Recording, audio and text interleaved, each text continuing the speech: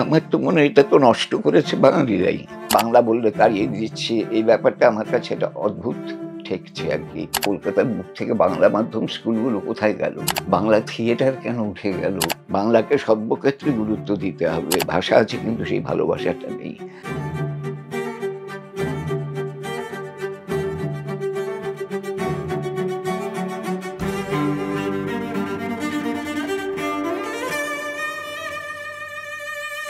ভাষা আছে, ভালোবাসা নেই। বাঙালি আর বাংলা ভাষা আক্রান্ত ভিন প্রদেশে। বাংলায় কথা বললে ব্যবসার সুবিধায় সাইনবোর্ডে বাংলা লিখে জুটছে বাংলাদেশি তকমাও। কোনো কোনো ক্ষেত্রে বাঙালিদের জন্য দেশ বরাদ্দ করেছে পুশব্যাক। বাংলা ভাষা মর্যাদা রক্ষার উদ্যোগ নতুন নয়। 1998 সাল 20 ফেব্রুয়ারি সুনীল গঙ্গোপাধ্যায়ের নেতৃত্বে তৈরি হয় ভাষা শহীদ স্মারক সমিতি। সুরেন্দ্রনাথ উদ্যানে গড়ে ওঠে লালন মঞ্চ। উদ্বোধন করেন কবি অরুণ মিত্র, প্রধান অতিথি মৃণাল সেন। নিয়মিত চলে সাংস্কৃতিক কর্মকাণ্ড। গ্রাম দিয়ে শহর ঘেরা যেন বাংলা ভাষা ও সংস্কৃতির উদযাপন। সে বছর 19 মে বাংলা ভাষার মর্যাদা রক্ষায় গৃহীত হয় 12 দফা দাবির সনদ। পেশ করা হয় তৎকালীন ভারপ্রাপ্ত মুখ্যমন্ত্রী বুদ্ধদেব ভট্টাচার্যের দরবারে। কি লেখা ছিল সেই দাবি সনদে? অবিলম্বে আইন করে সারা রাজ্যে বিজ্ঞপ্তি, বিজ্ঞাপন, পথ নির্দেশিকা সবকিছুতেই বাংলা ভাষার অগ্রাধিকার আবশ্যক করতে হবে। শিক্ষাক্ষেত্রে প্রাথমিক স্তর থেকে উচ্চতম পর্যায় পর্যন্ত বাংলা ভাষার মাধ্যমে শিক্ষার প্রসার ঘটাতে হবে। রাজ্যের সমস্ত বিদ্যালয়ে ন্যূনতম 8ম শ্রেণী পর্যন্ত বাংলা ভাষা শিক্ষাকে বাধ্যতামূলক করতে হবে। রাজ্যে সরকারি বেসরকারি চাকরির জন্য প্রার্থীর বাংলা জানা আবশ্যক করতে হবে। কলকাতা ও পশ্চিমবঙ্গের ইংরেজি নাম বা বানান কলকাতা ও পশ্চিম বাংলা করতে হবে। সেদিনের আন্দোলনে ক্যালকাটা হলো কলকাতা। দোকানপত্তরের হোর্ডিংয়ে বাংলা ব্যবহারের উদ্যোগ ইতিউতি, সঙ্গে আরো কিছু পরিবর্তন। কিন্তু তারপর প্রাথমিকভাবে কিছু সাড়া পড়লেও কিছু লোকের মধ্যে অন্তত এটা হয়েছিল যে বাংলা ভাষা বড় অবহেলিত হয়ে আছে বাংলাতেই, এবং তার জন্য দায়ী আমরাই, বাঙালিরাই, এই বাংলা ভূখণ্ডের মানুষরাই, অন্য প্রদেশের মানুষরা তত নয়। হ্যাঁ, কেন্দ্রীয় সরকারি স্তরে হয়তো বা কিছুটা হিন্দির আগ্রাসন ছিল, সে বিষয়ে সন্দেহ নেই। কিন্তু মূলত আমাদেরই এই বিষয়ে উদাসীনতার জন্য, অবহেলার জন্যে বাংলার এই যতটা মানুষের কাছে গ্রহণযোগ্য হয়ে উঠতে পারত ততটা হয়ে উঠছিল না বলে আন্দোলনটা হয়েছিল। সেটা তো ওই আমাদের ভাষা শহীদ ও স্মারক সমিতি যেটা হয়েছিল 98 সালে, মূলত সুনীল গাঙ্গুলির নেতৃত্বে এবং উদ্যোগে দোকানপাটগুলোতে যে সাইনবোর্ডগুলো লাগানো হয় সেগুলো বাংলায় লেখা হবে, এবং বাইরে প্রচুর নজির আছে। দক্ষিণে গেলে তো দেখাই যায়। আমাদের তো সেই ধরনের ভাষার ব্যাপারে রক্ষণাত্মক কিংবা আক্রমণাত্মক কোনোটাই দেখা যায় না। ভাষা আছে কিন্তু সেই ভালোবাসাটা নেই। সেবারের আন্দোলনের রেশ ফিকে দেশ বদলেছে, রাজ্যে পরিবর্তন, পাল্টেছে বাঙালিও। এখন বাংলা ভাষা বলার জন্যই আক্রান্ত হচ্ছে বাঙালি। বাঙালিদের সম্পর্কে একটা রেজিস্ট্যান্স এবং রাজনীতিগতভাবে তৈরি হয়েছে বলে আমার মনে হয়।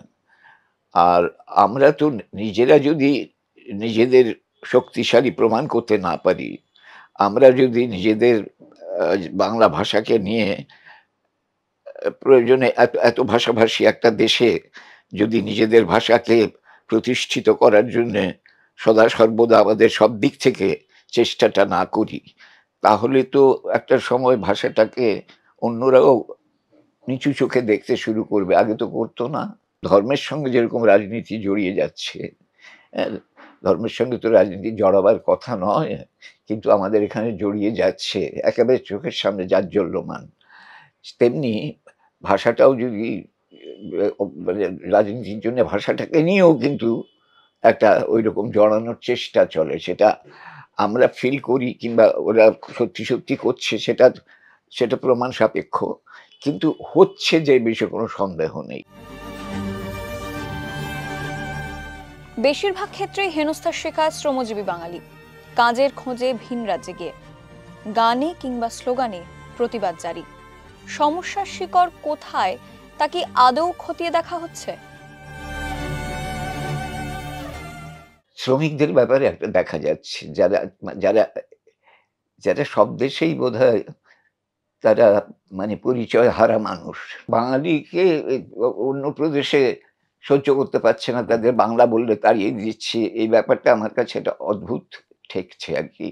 তাহলে এখানে তো প্রচুর হিন্দিভাষীরা আছে, প্রচুর হিন্দিভাষীরা মানে উচ্চকোটির মানুষ নয়। অতি সাধারণ মানুষ, শ্রমিক মানুষ, আ কোনোভাবে দিন যাপন করছে সেইরকম মানুষ। অন্য প্রদেশের মানুষরা তো আছে, কিন্তু এখানে কি তাদের উপর সেই অত্যাচারটা হচ্ছে? কিছু হচ্ছে? হচ্ছে না তো। তাহলে শুধুমাত্র বাঙালিদের ব্যাপারে হবে কেন? এটাও তো একটা মনের খটকা লাগে। যে কেন হবে? হওয়ার কথা নয়। জানি না। আমি ঠিক এর ব্যাখ্যা বিশ্লেষণটা করা দরকার। খালি স্লোগানধর্মিতা নয়, যে আ লোকের গুজব শুনে কিংবা লোকের কথা শুনে রিঅ্যাক্ট করার পক্ষপাতী আমি নই অন্তত।